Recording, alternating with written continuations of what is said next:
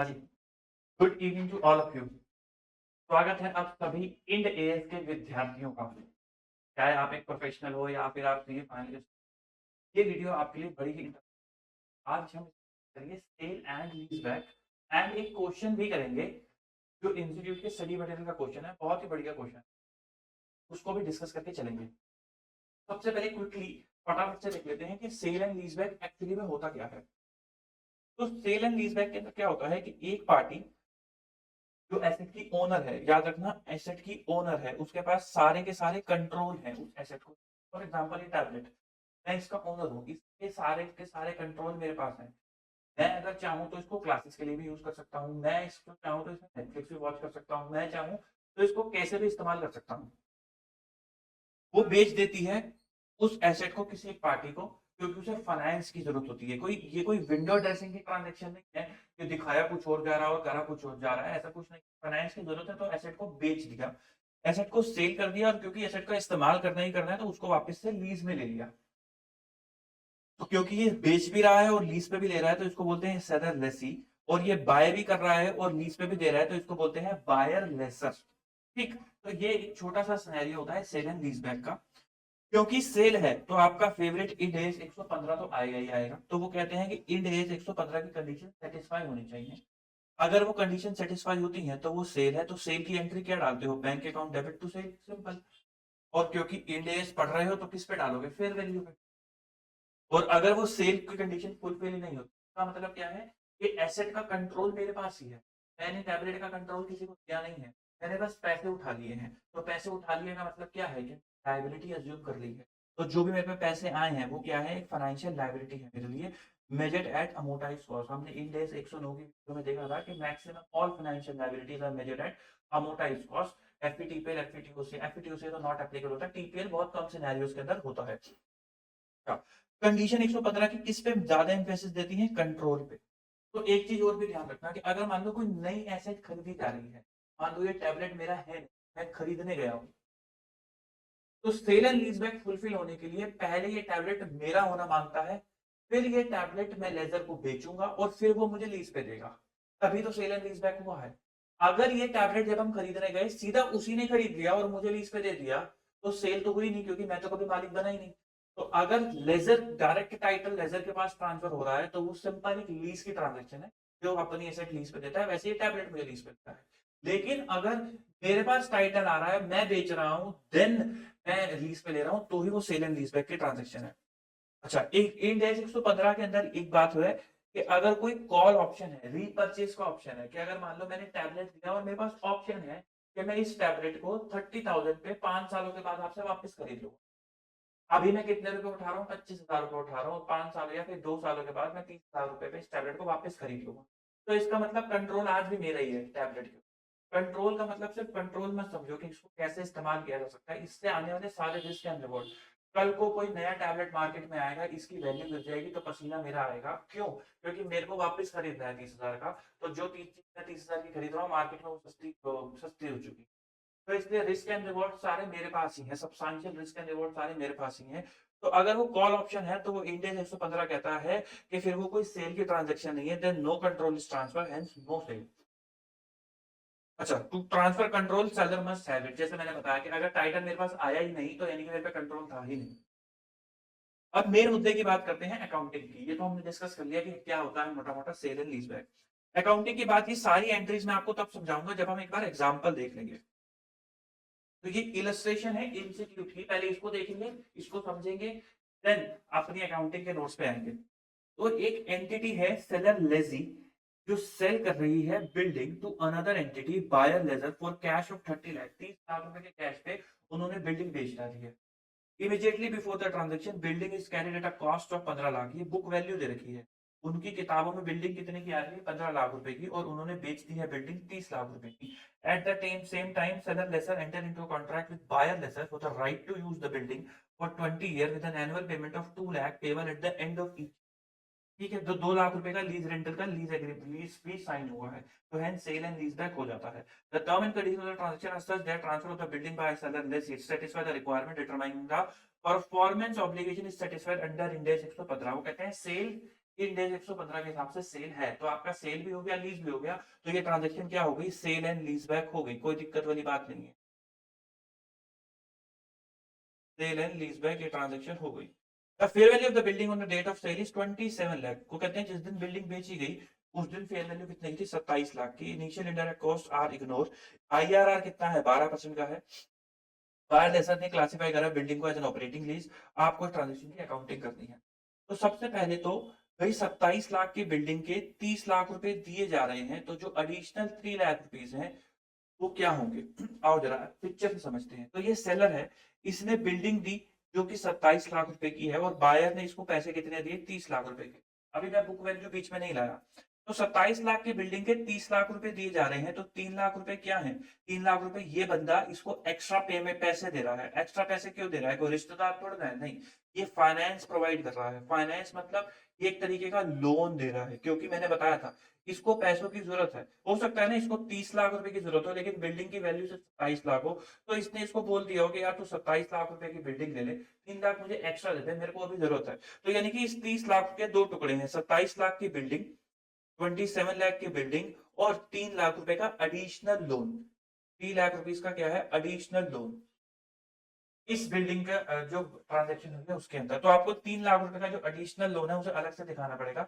जो बिल्डिंग का गेन और लॉस निकालोगे वो तो 27 लाख से निकालोगे ना भाई। आप यही तो बोलोगे कि मेरी बिल्डिंग जो 15 लाख रुपए की आ रही है, 15 लाख रुपए कहां से है, बुक वैल्यू, किताबों में जो वैल्यू आ रही है वो 15 लाख रुपए की आ रही है, उसकी वैल्यू 27 लाख हो चुकी है। उसी का तो गेन लॉस दिखाओगे ना। 30 लाख का गेन लॉस 30 लाख पे गेन लॉस नहीं दिखा, because 3 lakh rupees is not a part of sale transaction। 30 lakh rupees actually में क्या है, वो तो लोन है। फिर उसके बाद सेलर लेसी जो है लीज रेंट देगा 2 लाख रुपए का 20 सालों के लिए, कोई दिक्कत वाली बात नहीं है। तो मैंने कहा सबसे पहले निकाल लेते हैं एडिशनल फाइनेंस कितना है। तो हमने कहा 30 लाख रुपए का कैश मिला, यानी कि cash received, minus fair value of building. Fair value of building कितनी है, 27 लाख। तो 3 लाख रुपए का क्या है, एडिशनल फाइनेंस है। फिर मैंने एक टर्म यूज करी। अच्छा, ये एडिशनल फाइनेंस का इंड AS 116 में यूज हो रखे हैं, नहीं, ये मेरे मेरे लिखे हैं, आप लिखा, आप चाहो तो कोई और भी यूज कर सकते हो, ताकि आपको अमाउंट्स को याद रखने में दिक्कत ना आए। तो एडिशनल फाइनेंस कितने का दिया, 3 लाख रुपए का। फिर मैंने एक टर्म लिखी प्योर लीज लायबिलिटी। आओ जरा देखते हैं प्योर लीज लायबिलिटी कितने की। अब मुझे जरा एक बात बताओ, जो ये 2-2 लाख रुपए की पेमेंट जानी है, इस पेमेंट में दो चीजें जारी होंगी 2 लाख के अंदर। पहली तो एसेट को यूज करने का खर्चा, दूसरा वो 3 लाख रुपए की पेमेंट, दोनों चीजें जा रही। तो जो पेमेंट आप एसेट को यूज करने के लिए करोगे वो पेमेंट तो क्या है, लीज लायबिलिटी का पार्ट है। ये ऐसे ही आप इंड AS 116 की लीज लायबिलिटी निकालते हो। और जो आप 3 लाख की पेमेंट करोगे वो क्या है, लोन की रीपेमेंट है, वो तो लोन की रीपेमेंट है। तो इसका मतलब आपको ये देखना पड़ेगा कि एक्चुअली में जो 2 लाख रुपए की पेमेंट आप कर रहे हो उसके अंदर आप एसेट को इस्तेमाल करने के लिए कितनी पेमेंट कर रहे हो, और उसी के अंदर आप 3 लाख रुपए की पेमेंट करने के लिए कितनी पेमेंट कर रहे हो। क्या कुछ देखते हैं। तो मैंने कहा एक नंबर लाइन बना लेते हैं 20 सालों की, जिसमें आपको 2-2 लाख रुपए की पेमेंट करनी है 20 सालों तक, ठीक। अब जरा एक बात बताओ, इस 2 लाख की पेमेंट में अगर आप लोगों के IRR के कॉन्सेप्ट अच्छे हैं तो इस 2 लाख की पेमेंट में प्रिंसिपल भी इन्वॉल्व है और इंटरेस्ट भी इन्वॉल्व है। इसके अंदर प्रिंसिपल भी होगा और इंटरेस्ट भी होगा, प्रिंसिपल भी होगा और इंटरेस्ट भी होगा। क्यों, क्योंकि आप तो पेमेंट टाइम लैग पे कर रहे हो, तो आप ब्याज के साथ पेमेंट कर रहे होंगे। तो अगर आप सम ऑफ ऑल प्रिंसिपल करोगे तभी तो निकल कर आएगा कि आप राइट टू यूज एसेट के लिए कितनी पेमेंट कर रहे हो। इंटरेस्ट तो आप टाइम पीरियड की वजह से दे रहे हो, लेकिन अगर मैं बोलूं कि ROU के लिए आप कितनी पेमेंट कर रहे हो, तो वो क्या है, सम ऑफ ऑल प्रिंसिपल। मैं एक उदाहरण से समझाता हूँ।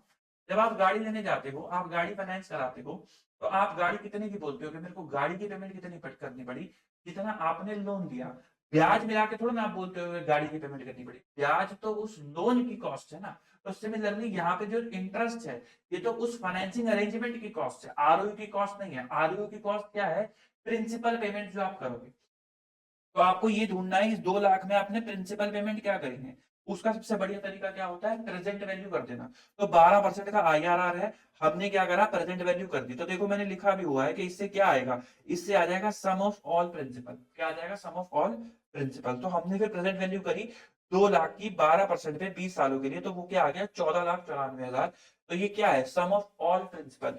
ऑल प्रिंसिपल मैंने 2 बार लिखा है, क्यों 2 बार लिखा है, ध्यान से सोचो, इस प्रिंसिपल के अंदर एक प्रिंसिपल पेमेंट आपकी लीज लायबिलिटी का भी होगा और एक प्रिंसिपल पेमेंट आपकी 3 लाख के लोन का भी होगा। दोनों प्रिंसिपल पेमेंट होंगे तो आपको अलग अलग करना पड़ेगा। तो 1494 में प्रिंसिपल पेमेंट ऑफ लोन कितना है 3 लाख और principal payment of lease liability कितना है 11,94,000। तो इस 1494 में आपकी लीज लायबिलिटी कितनी आ गई, प्योर लीज लायबिलिटी 11,94,000 और 2 लाख के अंदर का तो आप बाइफिकेशन कर ही चुके। ठीक, फिर उसके बाद हम कहते हैं कि आपने कितना पोर्शन रिटेन्ड कर लिया आरओयू का। इन जनरल केस सिनेरियोस आप क्या करते हो कि जो भी आप प्रिंसिपल पेमेंट, जो भी आप ये पेमेंट प्रिंसिपल्स की कर रहे हो लीज लायबिलिटी में, आप कहते हो मुझे आरओयू इतने का पड़ा। मैं उदाहरण देता हूँ, मान लो आप गाड़ी खरीदने गए। आप गाड़ी खरीदने जब आप जाते हो तो आपको ना पता होता है कि आपने कितने का लोन लिया है।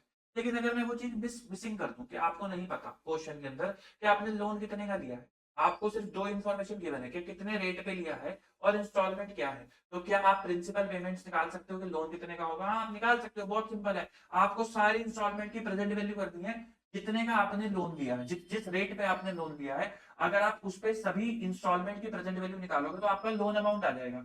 तो उस लोन अमाउंट को आप क्या बोलते हो? ये मेरी गाड़ी की कॉस्ट है, ये मेरी गाड़ी की कॉस्ट है। यही आप बोलते हो कि भाई जितनी भी आपकी प्रिंसिपल पेमेंट्स आई। तो यहाँ पर भी तो यही है, आप आरओयू में भी इन जनरल यही करते हो कि जो भी आपने लीज पेमेंट्स करनी है आप उसको आईआरआर पे पुल करते हो कि इनकी प्रेजेंट वैल्यू क्या है। जैसे ही आप प्रेजेंट वैल्यू निकालते हो तो क्या आ जाता है, आपके प्रिंसिपल पेमेंट्स का टोटल आ जाता है। जैसे गाड़ी के केस में गाड़ी की वैल्यू का टोटल आ जाता था, लोन का टोटल आ जाता था। तो जैसे ही आप उनको पुल करते हो प्रिंसिपल पेमेंट्स का टोटल आ जाता है, तो आप बोलते हो ये मेरी आरओयू की कॉस्ट है। तो यहाँ पर भी जब आपने 2 लाख रुपए को पुल करा आईआरआर पे, तो ये क्या आ गई आपकी आरओयू की कॉस्ट। इन जनरल आप इसी को आरओयू दिखा देते थे। इन जनरल आप क्या कहते थे, इतने का मैंने आरओयू खड़ा करा और इतने की मेरी लीज लायबिलिटी 11.94 क्योंकि ये आपकी राइट की कॉस्ट बन जाती थी। लेकिन यहाँ सिनेरियो डिफरेंट है। यहाँ सिनेरियो क्यों डिफरेंट है? यहाँ जो एसेट दी जा रही है उसकी कॉस्ट ऑलरेडी पता है। उसकी कॉस्ट ऑलरेडी कितनी थी, 15 लाख रुपए की। उसकी कॉस्ट ऑलरेडी पता है क्योंकि वो हमारी खुद की एसेट है। तो अब हम ये नहीं बोल सकते ना कि जो कॉस्ट पहले 15 लाख रुपए की थी अब वो 1194 की हो चुकी है, वो गलत हो जाएगा। इन जनरल आप क्यों लगाते थे? क्योंकि आपकी वो एसेट ही नहीं थी, आपको पता ही नहीं था कि उसकी कॉस्ट कितनी है। तो आप कॉस्ट कैसे निकालते थे? जैसे आप आमतौर पे निकालते आए हो कि जो भी आपने पेमेंट करी है उस राइट को पाने के लिए वो आपकी कॉस्ट बनती थी और पेमेंट आप निकालते थे सम ऑफ ऑल प्रिंसिपल से अदर देन इंटरेस्ट फैक्टर। लेकिन यहाँ पर आपको एसेट की कॉस्ट पता होती है कि 15 लाख रुपए की आपको पड़ गया एसेट।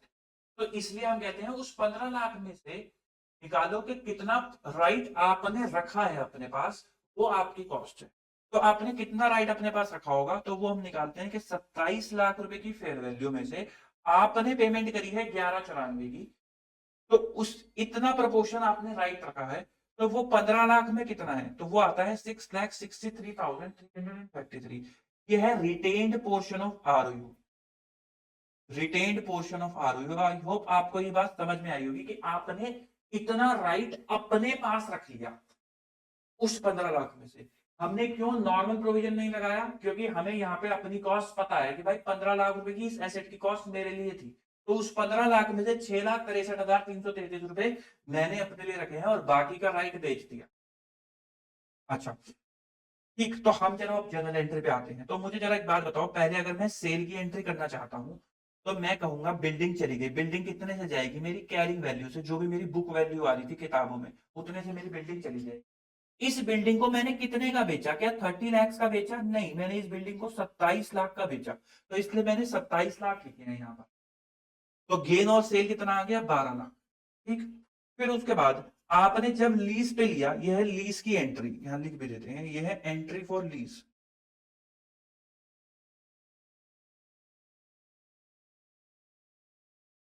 जब आपने इसको लीज पे दिया तो आपने राइट कितना रिटेन करा? 6,63,333 का आपने राइट रिटेन करा। इसके बदले में आपने लीज लाइबिलिटी कितनी एक्सेप्ट करी? 11,94,000। तो ये आ गया आपका लॉस ऑन सेल। मैंने यहाँ पे गेन यूज करा है क्योंकि मुझे नेट करना होता है इन दोनों को, क्योंकि ट्रांजेक्शन एक ही है तो हम इनको नेट करते हैं, इसलिए मैंने सेम अकाउंट को यूज करा है। तो मैंने कहा ये इतने का लॉस हो गया आपको जो मैंने सेम अकाउंट में ही डेबिट कर दिया। तो अगर मैं बोलूं ट्रांजेक्शन में, सेल एंड लीज बैक के ट्रांजेक्शन में आपको नेट गेन कितने का हुआ, तो वो है 12 लाख माइनस 530,667। तो 6,69,333 रुपीज का आपको नेट गेन हुआ है सेल एंड लीज बैक की ट्रांजेक्शन। फिर आपने 3 लाख रुपए का एडिशनल फाइनेंस भी लिया था जो हमने यहां निकाला था, ये रहा, तो उसकी एंट्री भी करोगे, ये रहा। Cash account debit to financial liability on at amortised cost, इसकी एंट्री भी करोगे। अगर उल्टा होता, उल्टा बोले तो कि आपको 27 लाख की एसेट के बदले आपको 25 लाख मिले होते, 2 लाख इसका मतलब उसने रख लिए, तो 2 लाख उसने क्यों रख लिए होंगे? आपने एडिशनल रेंट पे कर दिया। इसका मतलब क्या है, जो उसने 2 लाख रख लिए, उसने बोले तो इसने लेजर ने, बायर लेजर ने, अगर मान लो आप बिल्डिंग देते 27 लाख की और आप कैश देते 25 लाख का, तो 2 लाख रुपए इसके पास एक्स्ट्रा चले गए। वो क्या है? वो है प्रीपेड रेंट। वो क्या है? Prepaid rent. आपने रेंट एक्स्ट्रा पे कर दिया। आपको पता है इंड एस 116 में प्रीपेड रेंट कहां चला जाता है? आरओयू के अंदर चला जाता है। तो फिर आप क्या करते? यहाँ पर प्रीपेड रेंट रखते, एडिशनल फाइनेंस की जगह यहाँ पे आप प्रीपेड रेंट लिखते 2 लाख रुपए का। चलो जी, cash account debit to financial liability, और यहाँ पर फिर एंट्री उल्टी हो जाती है, यहाँ पे एंट्री हो जाती है prepaid rent account debit to cash. फिर मैंने कहा चलो एक कंबाइन एंट्री कर सकते हैं। कंबाइन एंट्री देखो जी, बैंक 27 लाख का ये और 3 लाख का ये, तो 30 लाख रुपए से कैश। आरओयू कितना जाएगा आपका? ये रहा 6,63,333, ये डेबिट हो गया।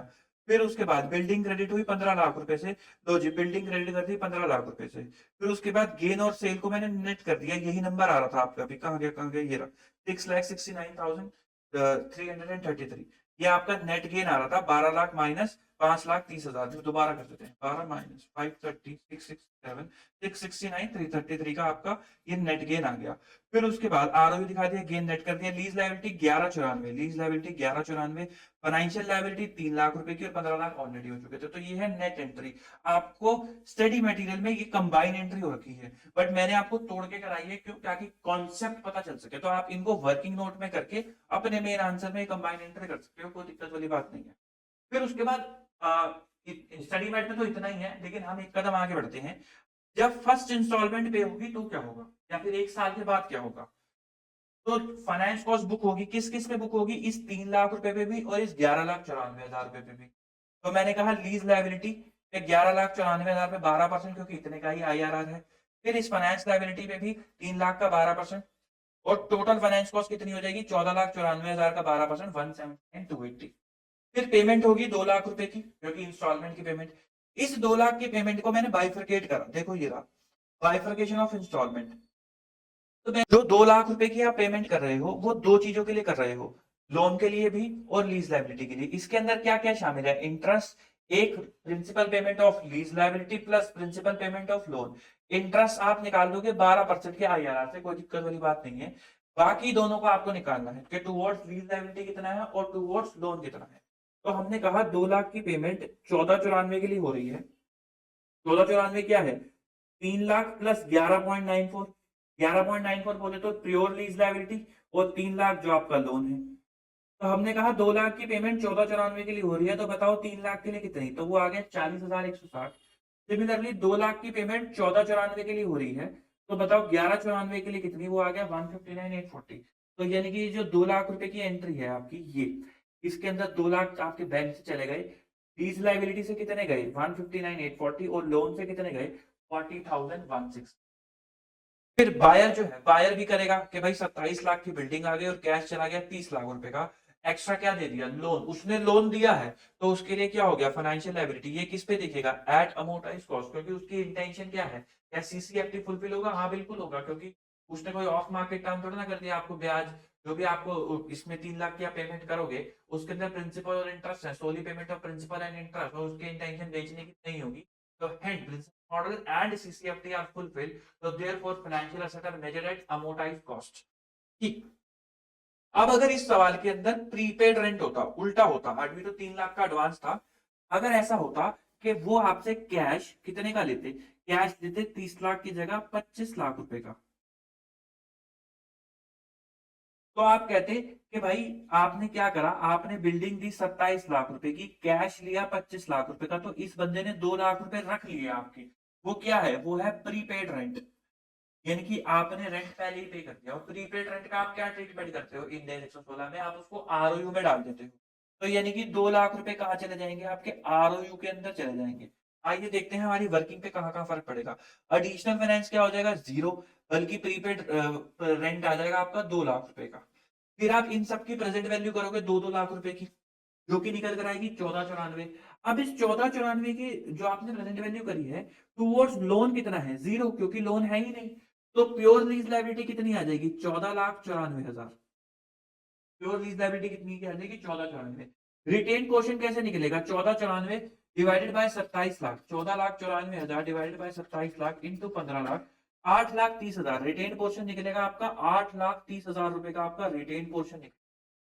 Bifurcation of instalment, towards loan कितना होगा? 0। तो टुवर्ड्स लीज लायबिलिटी कितना होगा? 2 लाख, क्योंकि लोन तो लिया ही ना आपने, तो रेंट पे कर दिया पहले। जर्नल एंट्री, सबसे पहले सेल की एंट्री करोगे। यहाँ अभी भी 27 लाख ही आएंगे, यस, क्योंकि आपने बिल्डिंग तो 27 लाख की बेची है। 2 लाख रुपए तो आपने उसको कहा तो काट ले। बिल्डिंग आपने 27 की बेची, 2 लाख उसको कहा तू काट ले और 25 मुझे दे दे, तो आपने तो 2 लाख रेंट पे कर दिया। तो बिल्डिंग बेची 27 की, बिल्डिंग चली गई 15 की, गेन आ गया 12 लाख का। आरओयू का रिटेन पोर्शन यहाँ पे कितना आएगा? यहाँ पे आएगा 8,30,000 का, और लीज लायबिलिटी आएगी 14,94,000 की। तो 14,94,000 माइनस 8,30,000, 6,64,000 रुपए का आपको यहाँ पे ये लॉस आ जाएगा, माइनस 12 लाख, तो नेट आएगा 536। फिर उसके बाद क्या ये एंट्री होगी ना? ये entry prepaid rent to cash. अच्छा, हम रेड पेन से लिख रहे थे भाई, 2 लाख रुपए, 2 लाख रुपए। चलो जी, हाँ जी। कंबाइन एंट्री पे क्या आएगा? कंबाइन एंट्री हम रेड पेन से लिख रहे थे, तो यहाँ आएगा 27 लाख का बैंक और 2 लाख रुपए का कैश चला गया, तो यहाँ आएगा 25 लाख रुपए। फिर उसके बाद बिल्डिंग चली गई 15 लाख, तो वो 15 लाख पे आएगा, गेन आएगा 12 लाख माइनस 6,64,000, 5,36,000 का, ये हो जाएगा 5,36,000। फिर उसके बाद लीज लायबिलिटी हो गई थी 1494 की, फाइनेंशियल लायबिलिटी ये 0 हो जाएगी, बिल्डिंग इतने की, और बिल्डिंग डाल दी, गेन डाल दिया, आरओयू, आरओयू आएगा 8,30,000। अच्छा, ये प्रीपेड रेंट भी कहाँ जाता है? इसको भी ठीक कर देते हैं। प्रीपेड रेंट आपको पता है हम आरओयू में डाल देते हैं, तो मैं डायरेक्ट यहाँ पे आरओयू ही लिख रहा हूँ। तो आरओयू आएगा 10,30,000, तो ये आरओयू हट जाएगा और यहाँ आ जाएगा 10,30,000, बस 25 lakh plus 10,30,000 minus 5,36,000 minus 14,94,000 equal to 15 lakh. तो ये होगी आपकी कंबाइन एंट्री अगर प्रीपेड रेंट का केस हो। फिर उसके बाद फाइनेंस कॉस्ट ये सेम बुक होगी, लेकिन वो सारी की सारी किस पे बुक होगी? लीज लायबिलिटी पे, 179,280, और ये आएगी नहीं। फिर उसके बाद जब आप पेमेंट करोगे तो ये सारी की सारी किस पे चली जाएगी? यहाँ पे 2 लाख रुपए सीधा लीज लायबिलिटी पे चले जाएंगे, ये इस पे जाएंगे नहीं। लीज लायबिलिटी पे कितने चले जाएंगे? 2 लाख रुपए। लेजर क्या एंट्री करेगा? वो कहेगा भाई बिल्डिंग तो आ गई 27 लाख रुपए की, कोई दिक्कत वाली बात नहीं है। कैश उसका कितने का चला गया? 25 लाख रुपए का, ये उसकी बुक्स में आएगा नहीं। To prepaid rent, prepaid rent कितने का चला गया? 2 लाख रुपए का। अगर वो फाइनेंस लीज कर रहा होगा तो वो ये प्रीपेड रेंट की एंट्री को लीज रिसीवेबल से सेट ऑफ कर देगा, लीज रिसीवेबल को क्रेडिट कर देगा और प्रीपेड रेंट को डेबिट कर देगा। और अगर वो ऑपरेटिंग लीज कर रहा होगा जो इस सवाल के अंदर है, तो वो प्रीपेड रेंट को टू P&L करता रहेगा, amortised during the period of lease on a straight line basis. तो this is the case of जब वो प्रीपेड क्या कहते हैं, प्रीपेड रेंट का केस होगा। अब आते हैं नोट्स के ऊपर।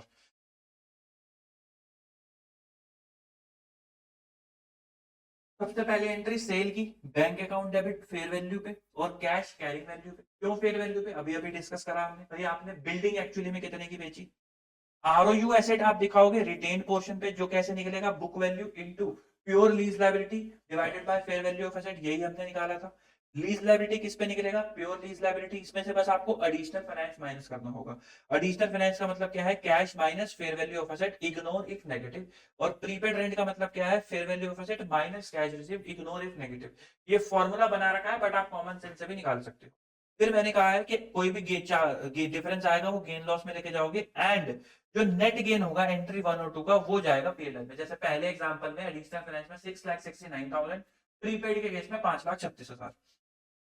फिर अगर एडिशनल फाइनेंस है तो ये वाली एंट्री, और अगर प्रीपेड रेंट है तो ये वाली एंट्री। हमने दोनों एंट्री करके देख ली।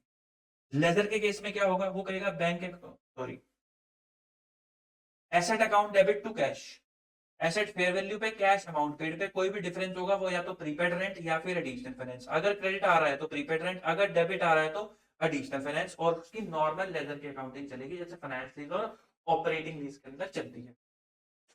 तो this is the wholesome concept of sale and lease back. I hope आपको ये सेल एंड लीज बैक का कॉन्सेप्ट समझ आया होगा एंड ये प्रैक्टिकल एग्जांपल के साथ और ज्यादा क्लैरिटी के साथ समझ आया होगा। तो मिलते हैं आपसे अगली वीडियो में। गुड बाय, टाटा, टेक गुड नाइट।